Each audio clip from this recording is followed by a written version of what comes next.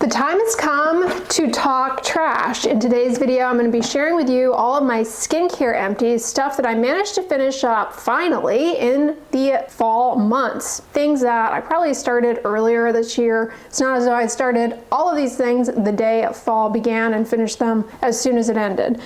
Keep that in mind. Now, I always do a sunscreen empties video separately, so make sure you stay tuned for that. La Roche-Posay came out with the Mela line, Mela B3 line, using their Melasil ingredient, an ingredient that is thought to disrupt some of the melanin precursors, helping with hyperpigmentation. And I reviewed the serum and the sunscreen a while ago, but I've been using and finished up the facial cleanser. This also, of course, has Melasil. It has polyhydroxy acids, which are hydrating and gently exfoliate. It has niacinamide, which is good for dark spots, as this whole line is sort of aimed at addressing. Niacinamide is also good for the moisture barrier and for redness. The cleanser has a pretty strong fragrance, very similar scent to the serum and the sunscreen. Not my favorite, but it was not overwhelming. It didn't flood my sinuses. Fun fact, I ended up using this actually as a body wash. It worked quite well in that regard. Would not surprise me if they did come out with body care products in this line, like a lotion and a body wash. But yeah, this ended up as a body wash for me. As a face wash and as a body wash, it was not bad. It wasn't amazing. It was just middle of the road. It did what it was supposed to do. I didn't find, however, that my skin necessarily was brighter after using this cleanser. I primarily use this cleanser in the shower. So after an oil cleanse, you guys know I do the double cleanse at night, and I use a gentle, mild cleanser in the shower to properly wash my face. A frequent repurchase, reuse for me is the Neutrogena Hydra Boost Hyaluronic Acid Gel Cleanser, fragrance-free. They have a couple of cleansers in this line. Some of them do have fragrance, but I always get the fragrance-free one. It's got hyaluronic acid. It's a very gentle, hydrating, mild cleanser that removes dirt, oil, and impurities without stripping skin's moisture barrier. And it's a really pleasant experience to use. I enjoy a good gel cleanser. Now, this is a cleanser that I really put to the test. Check out my video on double cleansing with just this, meaning 2 rounds of the CeraVe Hydrating Foaming Oil Cleanser for dry to very dry skin. This was a 2023 cleanser favorite for me, and I have since repurchased it, reused it. And what I like about it is that it kind of has this oily emollient feel to it as it's gliding over your skin, and then it works up into a gentle, silky lather. It's not the least bit drying or irritating. It's very effective. It's pretty effective at getting makeup off without using an oil cleanser, although if you have heavy makeup, this alone might not be enough. Like all of CeraVe's products, it has ceramides, it has hyaluronic acid, it has cholesterol. Now these are things that in a cleanser can be deposited behind on the skin. They don't just rinse off right away. So they can help in making sure that your skin does not become overly dry or stripped with cleansing. Really like this, and I also used it a fair amount as a hand wash. That's why I managed to go through this in addition to those other 2 cleansers. Moving on to body wash, this is a favorite body wash of mine. It is the Neutrogena Stubborn Body Acne. This is a 1% salicylic acid body wash, which is good not only for helping with breakouts, but also good for exfoliating rough and bumpy skin. This also has polyhydroxy acid. Again, those are really hydrating ingredients that gently exfoliate. They're really good for sensitive skin. The polyhydroxy acid is gluconolactone. There is no fragrance in this. It has cocamidopropylbutane, a mild surfactant, so it's actually pretty gentle. Great for acne-prone skin. One of my body care must-haves is the Tree Hut Shave Oil. I discovered this, I think, last year, and I go through a bottle pretty much every season. That's how long it takes me to go through one bottle a season. This is the pineapple coconut scent. I really hope that one day they will come out with a fragrance-free one. I'm going with an oat theme for that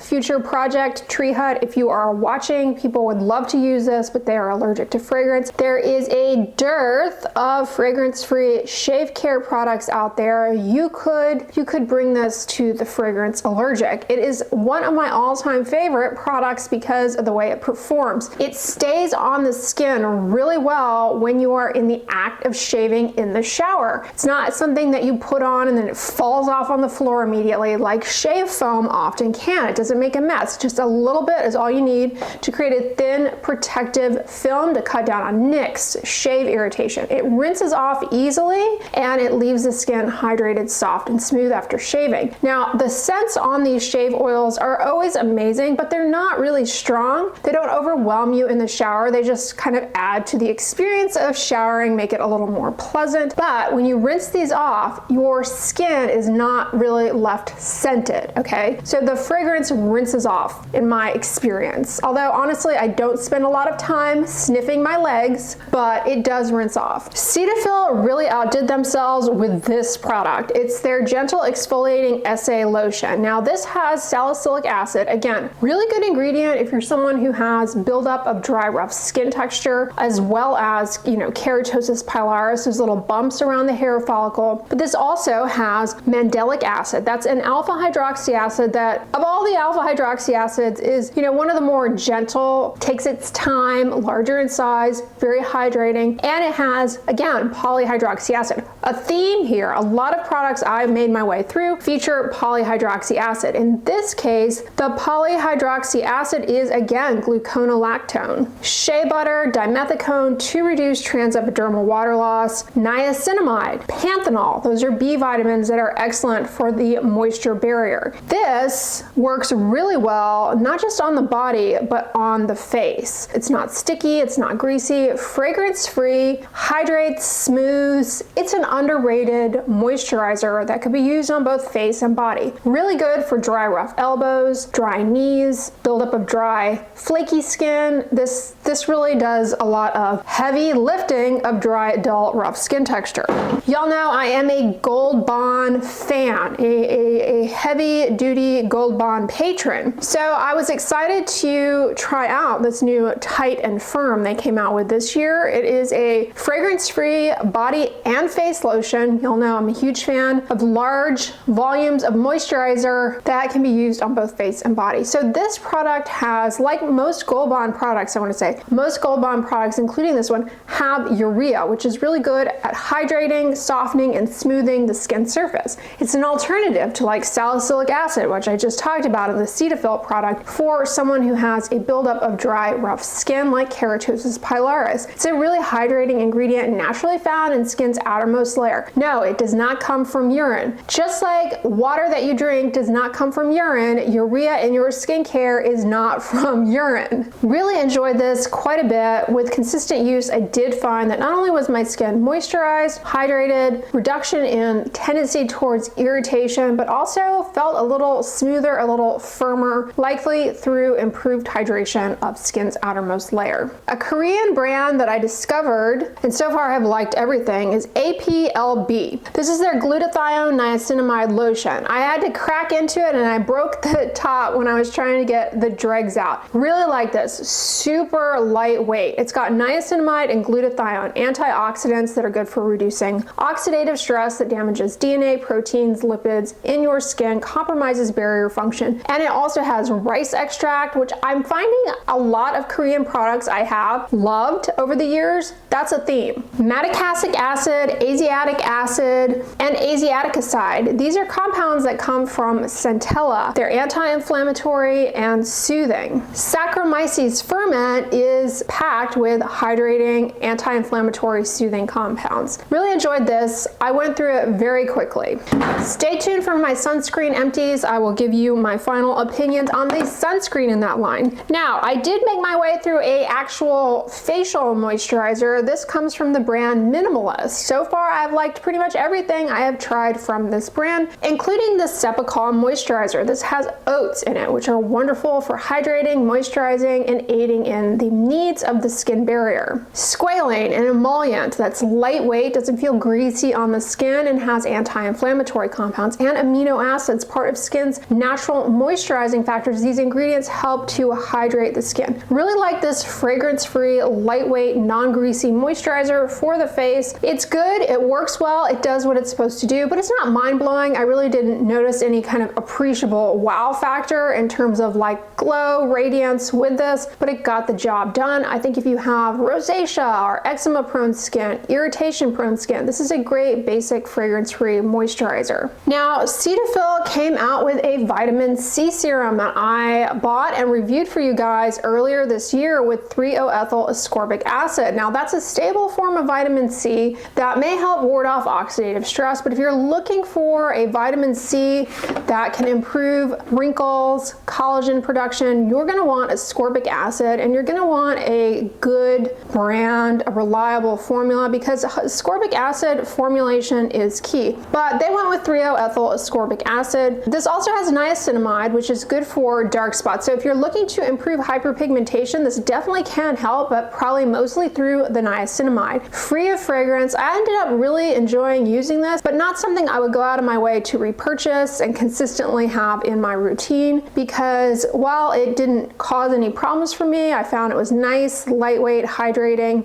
Move on. There are a ton of products very similar to this that I need to try and review for you guys. So not one I would go out of my way to reintroduce, but not a bad product. Now, one that I have gone out of my way as much as possible, whenever possible, to bring into my routine is the CosRX Advanced Snail 96 Mucin Power Essence. This is a polarizing product. Not everyone likes this. Not everyone gets along with this. Some people find that it irritates their skin, but for me, I always see a visible improvement in skin surface smoothness, elasticity, and radiance when using this hydrating snail mucin, which is very slippery, slimy. I enjoy the texture. I like putting this on as the first step in my skincare routine after cleansing, and I also like incorporating it in the moisture sandwich technique, where you apply a moisturizing product, then you apply your retinoid, and then you apply another moisturizing product on over. I like doing this at least as the bottom layer of that, but this is a great product to hydrate, moisturize, and soothe. It also has glycerin, a humectant. This year I discovered this peptide booster from CosRX, and man, I have really been impressed. I wasn't expecting as much out of this as it delivered. It's a hydrating, lightweight peptide serum. Peptides may help in improving moisture content in the skin. Some of them may work by kind of warding off certain arms of the inflammation cascade that can happen upon exposure to ultraviolet radiation and other environmental aggressors. This also has niacinamide, good for dark spots, redness, the moisture barrier. It has acetylhexapeptide 8, which is argireline. Argireline, people like to claim, is Botox in a bottle. There is no real rigorous science to support that it acts that way, but it can help in at least temporarily improving the look of, say, fine lines around the eyes, skin elasticity, smoothness, plumpness, and firmness. No complaints here. I used it twice a day as a first step in my skincare routine, often after cleansing. I primarily was using this throughout the summer, but then finished it up early into fall. Now, you guys know who watch my vlogs, we are currently in the midst, almost finishing up the Korean Advent calendar unboxing that I do in my vlogs throughout the month of December. These are Advent calendars with full-size products from YesStyle and Stylevana. They are gifted to me, but last year, 2023, wow, one product that came in one of those Advent calendars was the Pyongkang Deep Clear Cleansing Balm. I love Pyongkang.